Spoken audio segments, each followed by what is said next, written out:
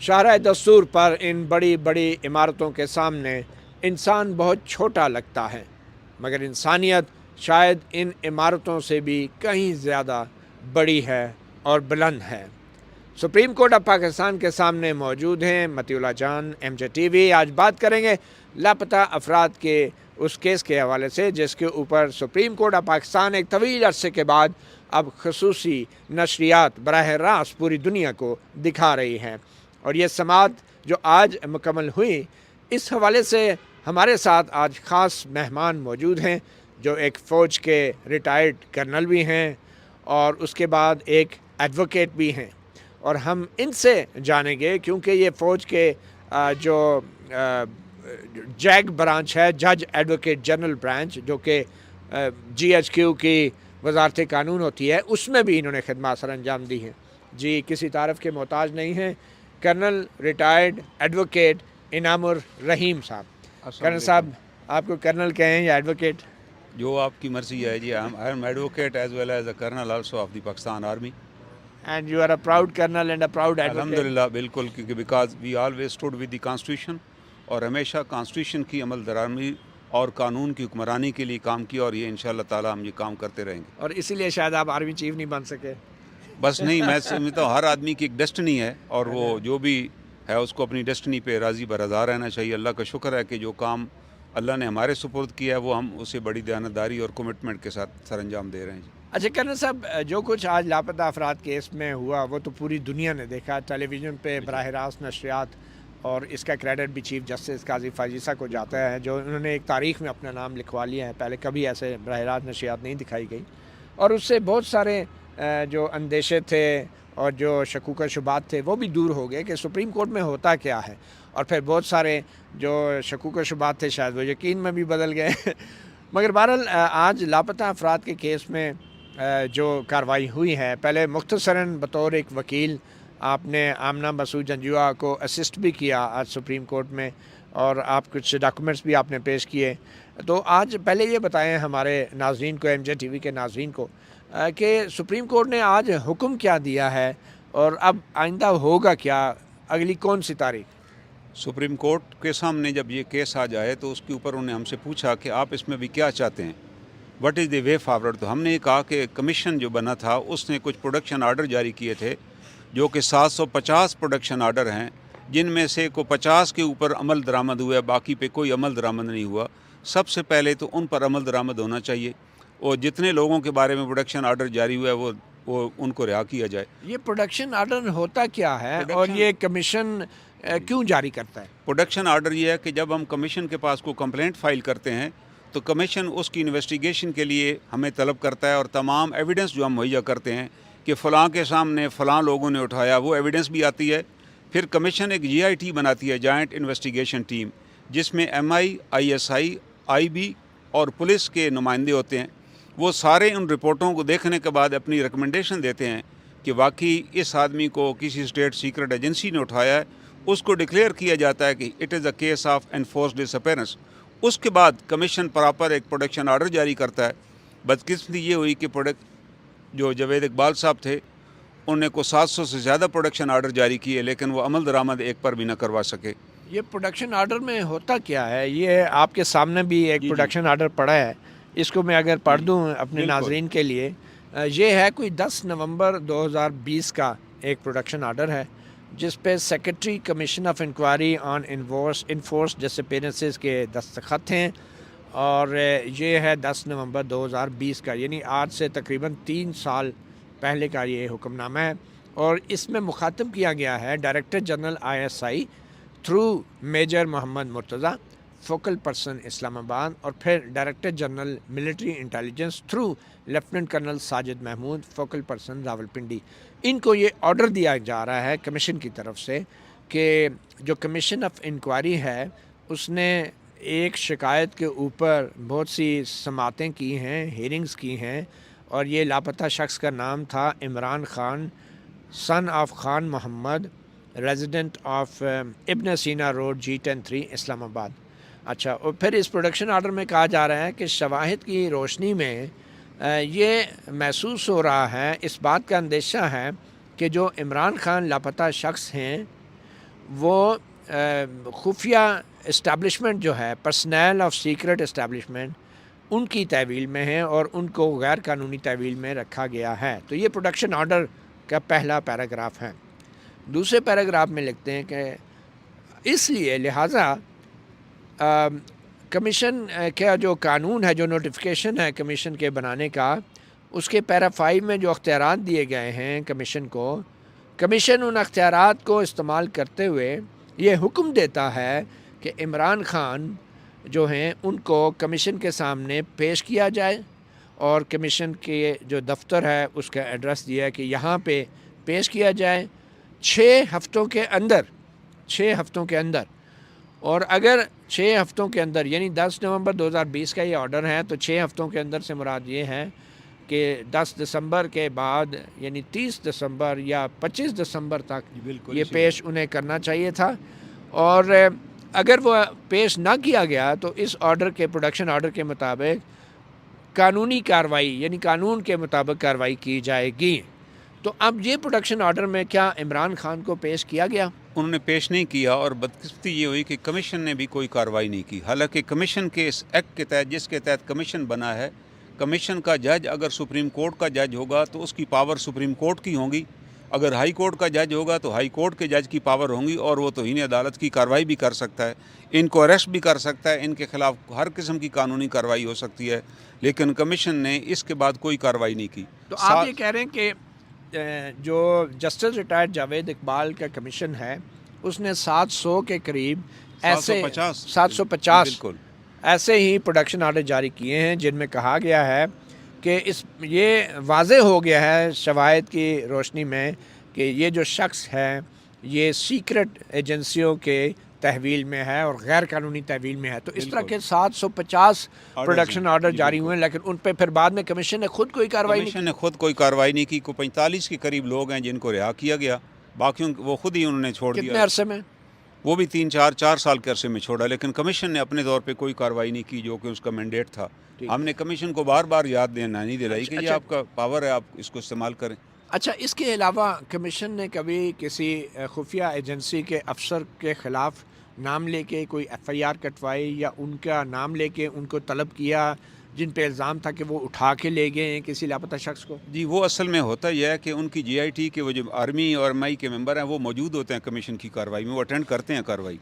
उनको ये इस तरह का एक आर्डर जारी कर दिया जाता है, उसके ऊपर फिर कोई कार्रवाई नहीं होती। नहीं, वो आते हैं कभी अफसर पेश हुए? हाँ, वो अफसर अटेंड करते हैं कार्रवाई जिनके ऊपर इल्ज़ाम होता है। नहीं, असल में इल्ज़ाम वहाँ पर पर्टिकुलर बाई नेम तो हमारे पास किसी का नाम नहीं होता। अच्छा, अब ये बताएं कि ये पूरे पाकिस्तान के हाई कोर्टों में कितने लापता अफराद के मुकदमात होंगे? Sindh high court, Balochistan high court, Peshawar high court, Lahore high court, कितने होंगे? वो कमीशन ने तो आज खुद बताया कि हमारे पास 10,000 केस आए हुए हैं। ये वही केस है जो हाई कोर्टों से भी इनके पास आते हैं या पैरेलल चल रहे होते हैं। उन्होंने खुद एडमिट किया कि 10,000 के करीब केस हैं। और ये भी काजी साहब ने मुझसे पूछा कि क्या अब भी लोग उठाए जा रहे हैं? मैंने कहा जी बिल्कुल, मैं आज भी एक पिटीशन पिंडी हाई कोर्ट में सुबह दायर करके आया हूँ, एक बंदे को उठाया गया। तो ये उन्होंने कहा ये सिलसिला बंद होना चाहिए। ये बड़ी अहम बात। उन्होंने अटार्नी जनरल को कहा कि आप स्टेटमेंट दें यहाँ पर, पहले तो अपने तौर पर स्टेटमेंट की कानून के मुताबिक किसी को आप उठाए। उन्होंने कहा नहीं, आपकी स्टेटमेंट हमें नहीं चाहिए, फेडरल गवर्नमेंट एक स्टेटमेंट दे और वो रिटर्न में आप जमा कराएं कि आइंदा किसी को आप गैर कानूनी तौर पे लापता नहीं करेंगे। अगर केस हम भी ये कहते हैं आपने अगर पकड़ना है तो कानून आपके पास है, आप FIR दर्ज कराएं और FIR के बाद अरेस्ट करें, मजिस्ट्रेट के पास पेश करें, रिमांड लें, जो तरीक़ाकार है इससे हट के ना करें। आर्मी का भी आदमी अगर कोई अरेस्ट होता है तो आर्मी एक्ट में भी है मौजूद कि पहले चार्जशीट देनी चाहिए, और अगर पहले नहीं दी तो 24 आवर में दें, और अगर 24 आवर में नहीं दी और 24 आवर से ज़्यादा उसको अरेस्ट भी किया गया तो उसकी सज़ा आर्मी एक्ट में 2 साल दी हुई है। और इसी तरह जो आर्मी पकड़ा गया उसका भी 8 दिन के अंदर ट्रायल शुरू होना चाहिए। अगर 8 दिन में ट्रायल नहीं शुरू हुआ तो आर्मी की जो कमांडिंग अफसर है वो रिटर्न तहरीरी लिख कर दे कि क्या वजह क्यों नहीं ट्रायल शुरू हुआ। और तो आज तक कभी किसी फौजी अफसर का या खुफिया एजेंसी के एहलकार का कभी ट्रायल किया मुतल्लिका इदारों ने कि उन्होंने एक शख्स को गैर कानूनी तौर पे उठाया, तहवील में रखा या तशद्दुद किया? कोई एक मिसाल? एक भी नहीं हुआ। आर्मी के अंदर तो होते हैं कई ऐसे केस हुए हैं, लेकिन आज तक कोई जो सिविलियन उठाए गए या पकड़े गए उसमें बाकायदा मैंने खुद एक पहला केस था जब मैंने यहाँ पे एक FIR दर्ज कराई एक MI के अफसर के ख़िलाफ़, और सुप्रीम कोर्ट के हुक्म से FIR दर्ज हुई। उनने पहले काम के ख़िलाफ़ FIR ही दर्ज नहीं होती। फिर क्या हुआ? मैं उन FIR दर्ज हो गई। उसके बाद फिर आर्मी ने तहरीरन जस्टिस जवाद ख्वाजा साहब ने आर्डर दिया कि he should be handed over to the police. उन्होंने फिर तहरीरी तौर पे एक आर्डर दिया कि under the army act we will proceed against him. अच्छा, आप फौज ने कहा कि ये बंदे के खिलाफ हम अपने फौजी अदालत में कर दिया, और ये उनका प्रीरेक्ट है, वो कह सकते हैं। और उसके बाद वो बंदा रिहा होकर आ गया, रिहा भी कर दिया उनको? रिहा कर दिया उस बंदे को जो उनकी कस्टडी में तो था। उसकी रिहाई के खिलाफ कोई अपील में नहीं गया? नहीं गया, रिहा भी कर दिया, लेकिन उसके बाद उसके खिलाफ कोई कार्रवाई नहीं हुई जो आर्मी एक्ट के तहत होनी चाहिए थी आर्मी अफसर के खिलाफ। अब आइंदा क्या होगा, अगली तारीख क्या है? अगली तारीख में उन्होंने कहा है कमीशन को, कमीशन ने भी एक दो पेज का डॉक्यूमेंट जमा कराया कि 10,000 केस डिस्पोज ऑफ हुए, जिस पे हमारा व्यू ये था कि ये डिस्पोज ऑफ नहीं हुए, ये केस इन्होंने इस पे अमल दरामद इन्होंने रोक दिया, ये रिकवर नहीं हुए। और जज साहब ने पूछा कि आप क्लियर करें कि what do you mean by dispose of. उसके बाद उन्होंने आर्डर दिया कि कमीशन जितने प्रोडक्शन आर्डर हैं उसकी डिटेल और ये वजह बताए इस पर अमल दरामद क्यों नहीं हुआ, और ये सारी रिपोर्ट बनाकर सुप्रीम कोर्ट में भी जमा कराए और अटॉर्नी जनरल को भी जमा कराए। अटॉर्नी जनरल को उन्होंने कहा कि इसके ऊपर आप अभी गवर्नमेंट से पॉलिसी बयान दें, क्योंकि आप लोगों ने तो नहीं उठाए हुए, पहले को उठाए हुए हैं, तो why they have not been release, और यहाँ से अब शुरू होगा। उन्हें तो फिर आपको लगता क्या है कि क्या चीफ जस्टिस काजी फाइसा और उनके साथी 2 जजेस जो हैं वो इस केस के अंदर मामला जो है मुतलका ज़िम्मेदारान के ख़िलाफ़ ट्रायल के लिए भी हुक्म दे सकते हैं या देना चाहिए, या वो इस मसले को बस हल करना चाह रहे हैं? असूली तौर पे तो नहीं, कानून के मुताबिक वो कहते हैं law will take its own course, वो अपना कोर्स चल लेगा अगला, लेकिन सबसे पहली बुनियादी जो हमारी रिक्वायरमेंट है कि इन लोगों को रिहा होना चाहिए। हाँ, वो अगर रिहा हो जाते हैं और वो कहते हैं हम नहीं प्रोसीड करना चाहते हैं, रिहा मतलब वो अपने अपने घर पहुंच जाएं। हाँ जी, और वो ये बताएं ना किसी को किधर नहीं, वो आप तो, ये चाह रहे हैं? नहीं ये नहीं, वो ये जो प्रोडक्शन ऑर्डर का मकसद भी यही होता है कि इसका मतलब है वो पास एंट्री होगी कि ही अच्छा, अगर इस प्रोडक्शन ऑर्डर के नतीजे में खुफिया इदारे बंदों को हवाले कर देते हैं कमीशन के, तो उनके खिलाफ कोई कार्रवाई नहीं होनी चाहिए? कानूनन तो देखें ना, कार्रवाई तो होनी चाहिए, क्योंकि जब तक कार्रवाई नहीं होगी ये सिलसिला आगे नहीं बढ़ेगा। लोगों को भी मैं कहता हूँ कि वो भी हौसला करें, अगर वापस आ गए तो एडमिट करें और बताएं कि फ़लाँ बंदा ने अगवा किया था। आज तक जो बाजियाब होने वाले लोग हैं, जो वापस आने वाले लोग हैं, उनमें से किसी एक ने भी ये बताया कि वो किधर था? जी, एक ही बंदा है जिसने बताया। अच्छा, वो मैं आपके सामने खड़ा हूँ। अच्छा, मैं अगवा हुआ और उसके बाद मैंने बाकायदा जो थाना मोरगा है उसके अंदर रिटन कंप्लेंट की, और रिटन कंप्लेंट में मैंने बताया कि मुझे घर से उठाया गया, और इस उठाने से पहले मुझे जनरल कमर बाजवा और फैज़ हमीद ने पैगाम भेजा कि अंगूर अड्डे वाला केस आप वापस ले लें, जो मैंने उनसे माजरत कर ली। और उसके बाद तीसरे दिन बाद मुझे अबडक्ट कर लिया गया, क्योंकि केस हाई कोर्ट में लगा हुआ था, और उसमें आसिम बाजवा की भी अपॉइंटमेंट मैंने चैलेंज की थी। वो मैंने एप्लीकेशन आकर जब मैं रिहा हुआ तो जो SHO मोरगा थाने थे उन्होंने मेरे बेटे से रब्ता किया, कह दिया आप बेटा बयान दे दें आके कि अब्बू हमें बताए बगैर चले गए थे, तो हम केस ख़त्म कर देंगे। तो मैंने उन्हें कहा ये बयान मैं इसलिए नहीं दे सकता कि मेरे बारे में तो वजारत दिफा लिख के दे चुकी है कि he was in our custody, और मेरी कस्टडी को लाहौर हाई कोर्ट बेंच के जस्टिस वकास मिर्ज़ा ने गैर कानूनी डिक्लेयर किया था। ये वही केस है जो मैंने भी सुप्रीम कोर्ट में कवर किया था, अल्हम्दुलिल्लाह जिसमें अटॉर्नी जनरल अनवर मंसूर ने आप पे इल्ज़ाम लगाया था कि आप कलभूषण यादव के साथी हैं, और बाद में आने वाले अटॉर्नी जनरल ने आपसे कोर्ट में माफ़ी मांगी। बिल्कुल, वफाक की तरफ से माफ़ी मांगी कि हमसे गलती होगी, बिल्कुल फेडरल गवर्नमेंट की तरफ से। लेकिन वो फिर भी, तो मैंने बाकायदा उसकी FIR दी हुई है, उसमें माफ़ कर दिया?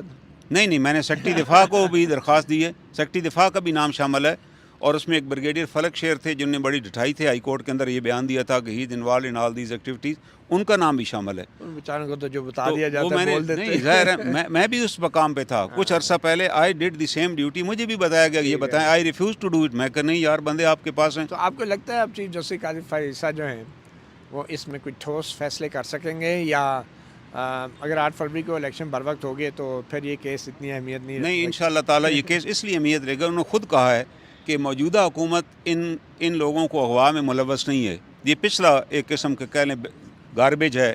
ये किसने कहा? चीफ जस्टिस ने कहा कि ये आपके कंधों पे बोझ नहीं है कि आपने उन्हें उठाया, ये तो बैगेज जो पीछे से आ रहा है। अच्छा, ये जो अभी बंदे उठाए जा रहे हैं, आपने खुद कहा अभी भी दरख्वास्त दी है? वो मैंने ये कहा कि अभी भी बंदे उठाए जा रहे हैं, मैंने कहा जी आज भी मैंने एक रिट दायर की है पिंडी हाई कोर्ट में। आप कह रहे हैं कि चीफ जस्टिस ने मौजूदा हुकूमत को क्लीन चिट दे दी? नहीं, चिट नहीं दी, उन्होंने जब अटॉर्नी जनरल को कह दिया कि आप एक स्टेटमेंट फेडरल गवर्नमेंट की तरफ से दें कि अब किसी को नहीं उठाया जाएगा। नहीं, तो ये स्टेटमेंट की क्या अहमियत है जब आइन में लिखा हुआ है, कानून में लिखा हुआ है अटॉर्नी जनरल ने यही कहा गैर कानूनी तौर पे, ये तो स्टेटमेंट ऑफ लॉ है, जैसे कि अटॉर्नी जनरल ने कहा स्टेटमेंट ऑफ लॉ है, लेकिन एक दफ़ा ये भी आ जाए तो फिर हम इस गवर्नमेंट को भी पार्टी बना लेंगे इन केसेस में, अगर और भी कोई उठाया जाता है। बाद में जब ये हुकूमत चली जाएगी तो फिर अगले चीफ जस्टिस कहेंगे वो तो पिछले वालों ने दी थी ना। चलें, नहीं, हम तो ये चाहते हैं कि it's a good step, at least जो लोगों को ये तो पता चले ना, प्रोडक्शन ऑर्डर के बावजूद क्यों नहीं रिहा किए गए, तहरीरी उन्होंने मांगा चलें, जवाब। अब आप ये बताएं, जब आप वर्दी में होते जी, थे, जी। कर्नल होते थे जी जी और आप जैक ब्रांच में जी, थे, बिल्कुल। तो आपके पास भी इस तरह की गैर कानूनी बिल्कुल। डिटेंशन के केसेस आते बिल्कुल होंगे, आते थे जी। तो मैं- आप उन्हें क्या कहते थे कि आप मुझे- इन्हें नहीं कर सकते? मुझे जब एक केस, काफ़ी सारे केस थे जिसमें कुछ ऑफिसर्स को भी उठाया गया था, पिंडी बेंच में वो और थे, सिविलियंस को भी, सिविलियन भी थे, लेकिन मेरे पास जो और केस वो था- लापता हुए थे। लापता हुए, मेरे पास जो केस थे वो 5 आर्मी ऑफिसर्स के केसेस थे जिनको मुशर्रफ दौर में लापता किया गया। लाहौर हाई कोर्ट के जस्टिस मौली साहब जो हैं उन्होंने मुझे तलब किया और उन्होंने मुझसे पूछा, मैं कहा जी जिन्होंने उठाया मैं उनसे पूछ के बताऊंगा, मेरे नॉलेज में नहीं है। अच्छा। मैं वापस आया तो जज एडवोकेट जनरल ने मुझे कहा कि आप बयान दे दें कि they are involved in anti state activities. मैं कहा नो सर, मैं उनको जानता हूँ, उनमें से कोई एंटी स्टेट एक्टिविटी में इन्वॉल्व नहीं है। आपने सिर्फ फौजी भाइयों के हक में बात की, नहीं, सिविलियन का आखिर- पूछा ही नहीं मुड़ के। सिविलियन के बारे में मैंने कह दिया, वो मैं कराची में मुझे भेजा गया। हाँ। मैंने उन्हें कहा कि जी ये जो मुतलका एजेंसी आप उसको तलब करें, हम ये मुतलका एजेंसी का आफ्टर एफिडेविट देगा। तलका से मुराद? मैंने कहा जी ISI और MI को बुलाएं, ठीक है, दे आर दी तो रिस्पॉन्सिबल। क्या हुआ फिर? उनने उनको तलब किया और मुझे फिर घर भेज दिया गया कि उन्होंने कहा जी आपको वील नॉट रिटेन। मैंने 5 साल आपको पहले रिटायर कर दिया? मुझे 5 साल पहले रिटायर कर दिया गया। उन्होंने कहा जी ना आप हमारे कहने पे बयान देते हैं, हाँ। ना आप कोर्ट में हमारे केस परसू करते हैं। मैं कहा ये मैं एफिडेविट नहीं दे सकता किसी चलें सूरत जी, में। आपने तो बड़ी अल्हम्दुलिल्लाह, कुर्बानी दी है। अल्लाह has been very kind, Allah has granted me so many blessing कि हमने वो कोई एफिडेविट नहीं दिया चलें किसी जी। केस में। चलें, बहुत और it is शुक्रिया। on record। ठीक है, बहुत Thank you जी। शुक्रिया कर्नल रिटायर्ड एडवोकेट इनामुर रहीम, जो मैं समझता हूँ पाकिस्तान की सिविल सोसाइटी के लिए एक बहुत बड़ा इनाम है, क्योंकि ह्यूमन राइट्स के हवाले से और लापता अफराद के केसेस के हवाले से जो कर्नल साहब की जो खिदमात हैं, रिटायर्ड कर्नल साहब की, तो वो यकीनन काबिल तहसीन है। मतीउल्लाह जान, MJ TV से इतना ही, इजाज़त दीजिए, अल्लाह हाफिज़। थैंक यू अम्मा जी, शुक्रिया।